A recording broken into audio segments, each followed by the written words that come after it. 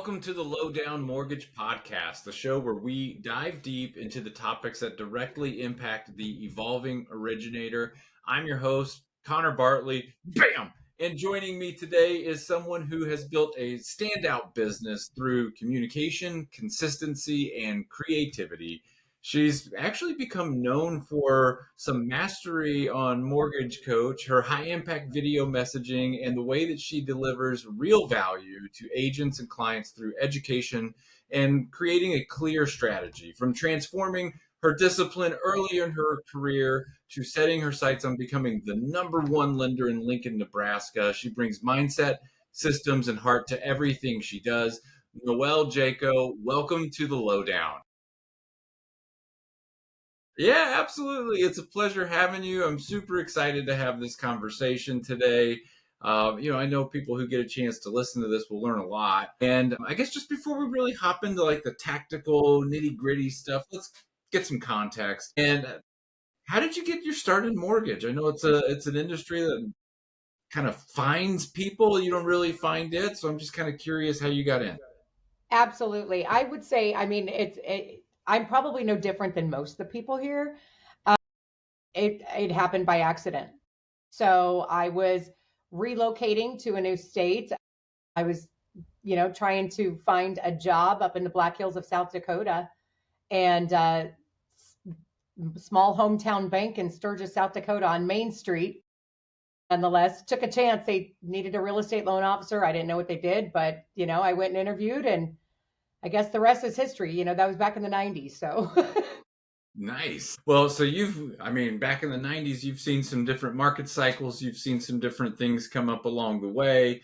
Clearly, the last few years have had their challenges. I guess throughout all of that, what have you found to be some of the essentials to be successful as a loan officer and just continue delivering value to your referral partners and clients? oh man, I would say the most essential thing is persistence. This is not a business for the lighthearted or, for whatever that word is. I don't freaking know what that word is. You know what I meant, but it's not a business for someone that's soft.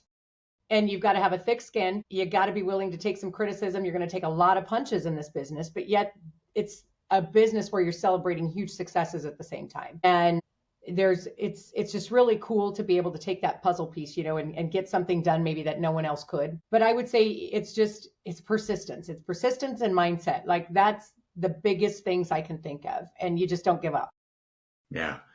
And so along the way, clearly you've developed a really strong book of business and, have grown and all of that. I mean, when it comes to communication, what do you wish that more loan officers really understood about communicating with their past clients and referral partners? I think we all need reminders. I need reminders still. I tell that with my loan officers here in Lincoln. I'm like, y'all, I'm the number one offender here, but this is what we need to do more of, because it's so easy to get caught up in our everyday business. So I think a big thing is, if you stay in front of the database, even if it's a simple happy birthday message, happy home anniversary message, if you know that, anything about them. I try to follow my clients on Facebook. I say Facebook because I'm of the older generation that uses more Facebook than Instagram, but I'm trying You mean to. you're not on MySpace anymore? Oh my God, I started on MySpace. Oh my God. Yeah, that was before I started waxing my eyebrows. They were really thick. But I think it's just trying to develop a relationship to maybe be considered more of an acquaintance rather than just their trusted advisor, and to celebrate some of life's other things that happen, not just their home loan. And so my borrowers, they all get a video message from me on their birthday of me telling them happy birthday and singing happy birthday. And it's very simple to do, right? I need to redo mine now that January is coming up, because otherwise they're going to get the same outfit that I wore last year.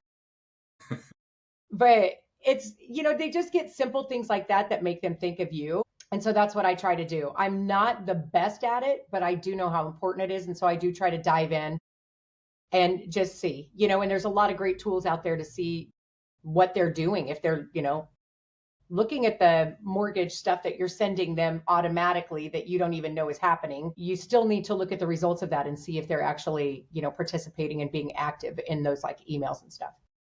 Yeah, I think that's a great call out, and we'll get into tools here in a minute. But I'm just curious with all the people that you've helped.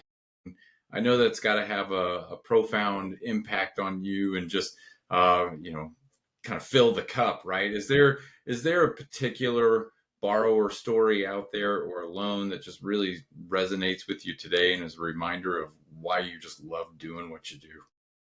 Yeah, there's probably a couple, and I can be pretty quick at the answers. I had one where he was a first-time home buyer, and he was almost 80 years old. Never thought he'd see the day where he would own a home, and just in tears, sobbing at the closing table. So then, therefore, we're all sobbing at the closing table, right?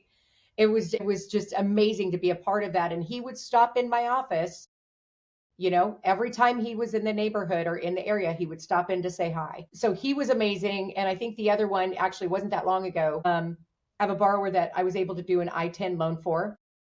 He didn't have a social, hardest worker, kindest man. Him and his wife were both super, super kind. And they did everything right. We were doing at the I-10 closing. We were at the closing table. And he told me that day he received his social security number and he was on his way to becoming a citizen. And again, it was just like one of those, I'm one of those, I don't care what side of the fence you stand on politically, we're all human. It's the human factor. And I think we all tend to forget that. And, don't ever talk to me about the other kind of thing. It's the human factor. So yeah, those are probably the two that stand out the most. That's awesome. Well, and so you kind of alluded to some of the tools, and I mentioned Mortgage Coach in the introduction here, and so I'm curious, like, how are you using that? Because when we spoke prior to getting on the podcast and kind of the prep of things, you mentioned a really interesting approach that I hadn't even heard of yet. So I'm just curious if you're willing to share some of that. Yeah, I mean, I'd love to share it and I would love to take credit for it. But unfortunately, it's my coach that kind of put me into it, Josh Campbell, and he kind of showed me the new way of using Mortgage Coach. I was utilizing Mortgage Coach like everybody else. You send your borrower their TCA and they get to compare their options and you move on. Started using it more as a tool to prospect with agents even. And so I have ones that are helping here's a way to, let's protect the price integrity of the property, but still make this home more affordable. Here's your options. And you send that to listing agents, maybe that have an older listing that you're noticing on a website. We have those. We do have obviously there's the rent versus own, we now have a first time seller move up strategy template that we've built. Again, I am not the brainchild behind those, but I am stealing every freaking single one of them from Josh Campbell. And he loves it. He's like, here's more, he's amazing. But I will steal them all. And then we tweak it, we make it our own, and we send that along with a video. It's no good without the video explaining what the hell I'm sending. Yeah, well, and I think it just really speaks to how powerful education is and how complex the mortgage transaction really is. Right. And so a lot of people, when there's complexity, you find that a lot of people don't really want to ask questions because they don't want to show you what they don't know. And so delivering that education and getting ahead of that and saying, hey, that opens up room for those conversations to happen. It allows people to then ask more questions and empowers them because now they see someone's willing to kind of invest that time and energy into answering all of that and really kind of just providing some more information. And what I'm curious, and I guess what I'm getting at is there a particular kind of scenario or usage of those that are really resonating with just the referral partners that you're working with? Yeah, I mean, I have a few that they love the move up strategy, where basically I'm looking like, if we restructure this, they can get rid of this house, move up to a bigger house, better house for their family, and not pay any more out of pocket or only pay this much more out of pocket. It just depends on how we structure their equity when it's time to move up. I do have a couple agents that like that strategy because they're trying to get their clients to make that move. I think part of the housing shortage is the fact that it's getting those that middle ground, right? That we're first time home buyers. We need them out of those homes and into bigger homes so our first time home buyers can move into the more affordable home. And so they got to make the move. And so that's a good one. I think the other one is probably the price integrity, to be honest with you, or the cost of waiting.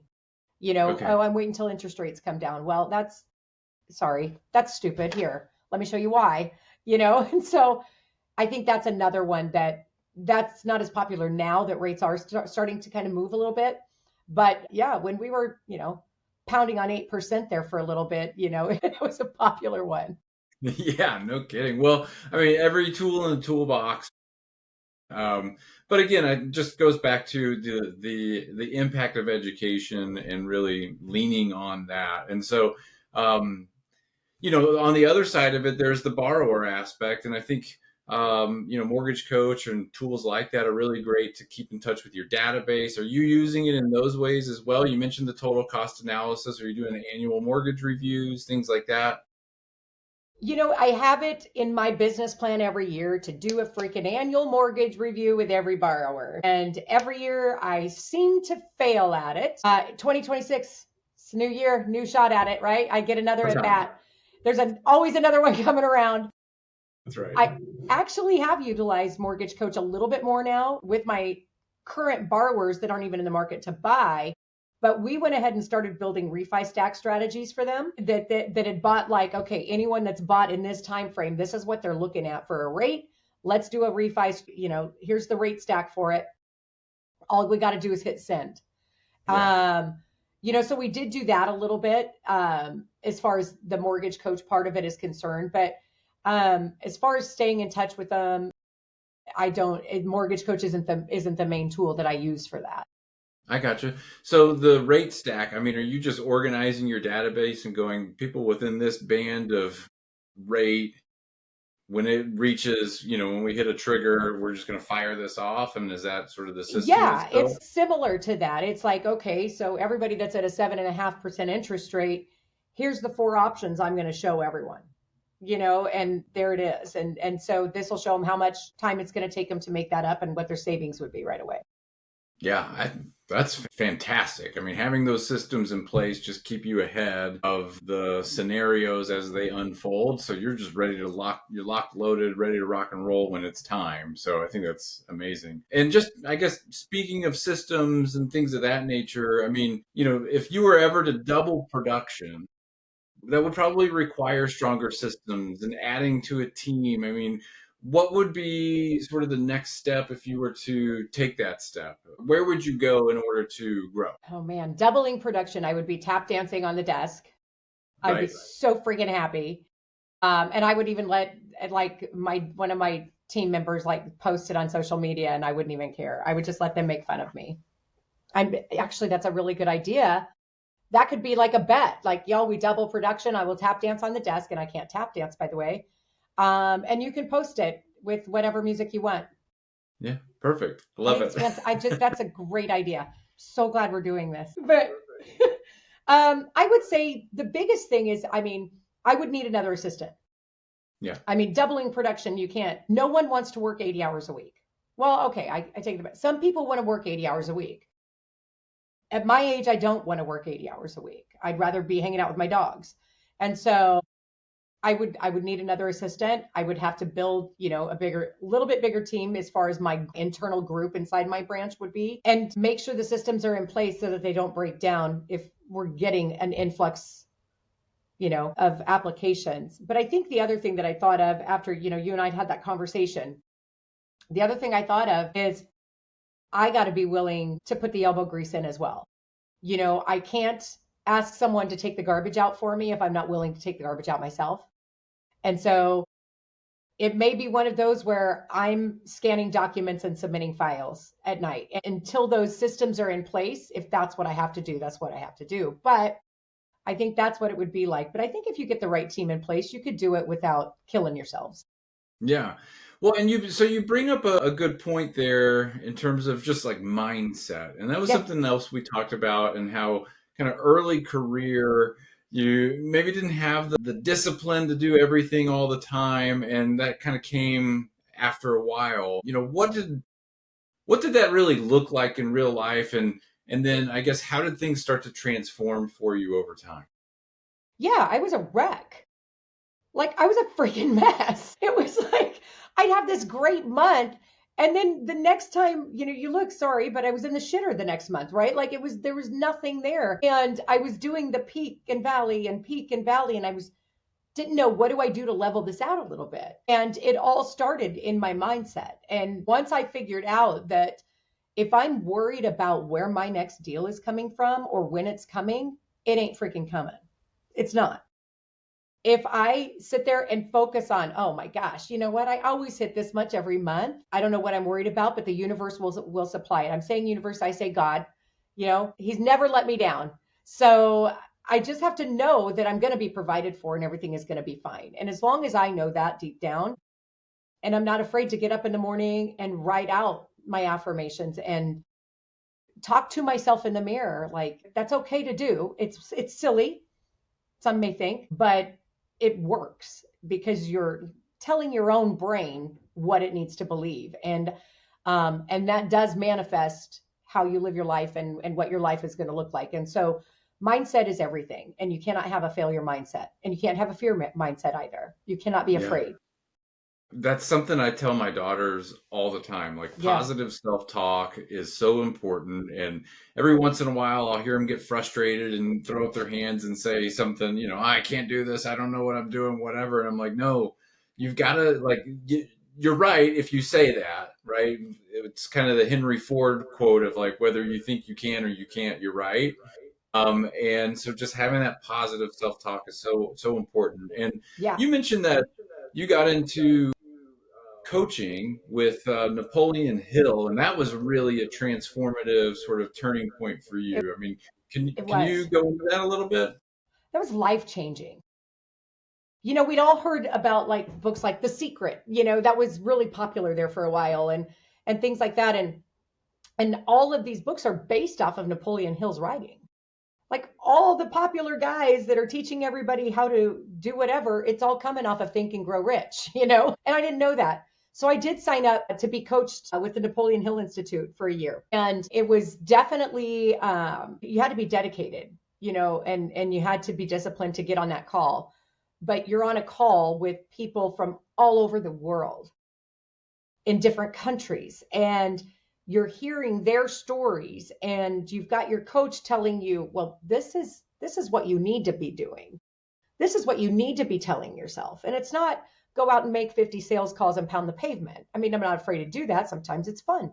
But it's more about what are you telling yourself when this happens? And really diving in and reading his book over and over and studying it. And that is an absolute life changer. So much so that my son he was a college athlete. And I mean, I'm like, you need to read these books. I'm sending him an app that he can record his own voice, hearing his affirmations in his head while he sleeps. I mean, I kind of became a bit of a groupie, weirdo, cultish, but it worked.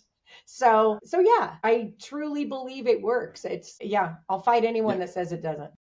The proof is there, right? So if you were to meet someone today who's getting distracted, discouraged, they're a loan officer, they're struggling through this market and what have you. I mean, what's your advice to them? Number one, it is the self-talk. It's what are you telling yourself when these things happen? Yeah, you do sometimes have to get down to brass tacks of, okay, well, what are you saying to these people that they're walking away from you? Are you terrifying them? Like, how are you leading this conversation? Whatever the case may be, you do have to know those things. That still comes into play.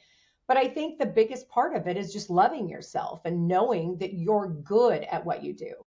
And I do believe that anyone that is in this business, if you're not passionate about this business, then get the hell out. You don't belong here. Like, that's the bottom line. I think you have to be passionate about helping home buyers, helping people with their financial freedom and build their wealth. So that's a big part of it. But the self-talk's easier when you're passionate about it. Yeah, I love that. So I always enjoy this question, and I'm curious your take on it, which is just Do you see, like, how do you see yourself in the grand scheme of things? Are you a loan officer or a business owner? Like, what's kind of your mentality and how you approach things? Yeah, no. So, I mean, technically, I work for a company. I'm W-2, right? But how I see myself is I'm a CEO. And the company I work for, CMG, we're all CEOs. And, our owner, he'll ask you that. What's your job title? It should be CEO, no matter what you do. And so I think if we all look at our own production and our systems and everything else, you have to look at it through the lens of a CEO and not the loan officer waiting to be told what to do or how could, this is how you can improve it. No, just take the initiative and do it yourself. Yeah. So what does CEO mean to you? I mean, does that just mean more accountability or, really just being Yeah. over everything? Okay. Yeah. It's more like the buck stops with me. And I think that's true of anyone that's in the origination world. So if especially customer facing, right? I mean, a file could blow up for any given reason. We all know this. It's the loan officer's fault. Like, no matter what the deal was, like the borrower quit their jobs and moved to Tahiti, but it's my fault that that file didn't close. And so I think you just got to know that the buck stops with you. And if you can find a way to make that better for not only your borrower, but to make it better for you in the future and to set that system up properly, then that's what you do. And, it's also, being surrounded by the best people. I think that's a huge part of it. If you are surrounded by a wonderful operations staff, you're going to have a wonderful experience in your career. Right. Yeah, I mean, it goes back to, I think, what I feel is one of the really like core tenets of high producing originators is that you control the door. So you dictate who you work with. You control the referral partners that you choose to do business with. You're 100%. controlling the door so that you can work kind of within what works best for you. And what I see a lot of originators do early on and really throughout their career for some is just, they're chasing the next deal. They want to meet with that agent. They feel like the busyness is going to turn into volume, and Mhm. sometimes that's what's exactly working against you and is your worst enemy. Would you agree with that? I mean, I just feel like that's kind of a common Absolutely. challenge people face. Absolutely. I think one of the things that's another thing I had to learn, right? It wasn't just about mindset, but it was about, I can say no to working with a real estate agent if we don't gel well together. Like, I can fire them. It Hmm. doesn't always have to be one-sided power, as far as there can be a balance there. And to be honest with you, there's a handful of agents I've talked to probably in the last 10 years. And in knowing what they want out of a loan officer, I'm not it. I'm not I'm not the one that's going to sit there, and I'm not going to call you as soon as I've received the application. I'm not going to call you when I've ordered the appraisal and then call you when it's happening and call you that I'm not calling you 5 times, 10 times in a transaction. You're probably getting 3 like from me. I mean, and I'm very honest about that because I know that that's a shortcoming. And so I would rather, I'd rather, I don't want to under deliver. So if it's someone that really feels like they have to be that entrenched in the lending process and in the loan process, I'm not their person. They need to, in my world, I want my lender or my realtors stay in your lane and I'm going to stay in my lane. And we're both going to just drive straight to the finish line together. But if we start swerving in and out into each other's lanes, we're in trouble. Yeah, absolutely. Well, hey, let's wrap up here. Is there anything that I didn't ask that you wish I did, or is there anything that you'd like to share? Uh, just as some parting words to anyone who might be listening to this. No, I think that I mean, I guess the only thing I would share with people that are either getting into this business, maybe you need to be recharged, and we all need to go through a recharge. I need one every year. But I think the biggest thing is just to embrace every part of this business. Embrace the down, embrace the ups. When it's down, it's time to grow. That's when you grow. Embrace the ups because life is great, right? We're all on that high, but you got to embrace every part of it and just like I said, just be thankful. We're all blessed to be in this business. This is an amazing business that most of us just fell into. So, what a blessing. So, yeah, just be grateful and have a great time with it. Awesome. Love it. Noelle, thank you for joining the Lowdown. It was great having you on, and I really appreciate you having this conversation today. Absolutely. Thank you so much, Connor. I appreciate it. You bet.